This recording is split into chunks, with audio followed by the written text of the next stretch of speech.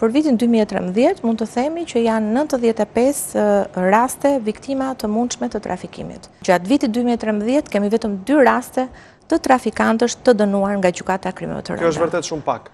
Sigurisht që është shumë pak, prandaj dhe thash që është shumë e rëndësishme që policia, prokuria e krimeve të rënda, gjykata e krimeve të rënda të bashkëpunojnë. Nga ana tjetër dua të theksoj që gjykimi një çështje për sa i përket trafikimit të qenieve njerëzore është komplekse, mund të qellojë që mund të ketë nevojë një dosje 3 deri në 4 vjet për të shqyrtuar, për të marrë prova, mund të qellohet që duhet letër porosi në vendet huaja, është një fenomen, është një krim i cili kryhet brenda kufive shtetëror, por dhe jashtë kufive shtetëror.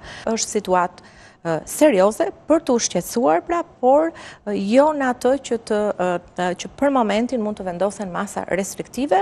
Kjo nuk do të thotë që neve të mos të marrim seriozisht situatën dhe të mos marrim masat e duhura pikërisht për të minimizuar të gjitha problemet që do të na vinë nga rritja e azilkërkuesve në vendet e BE-s.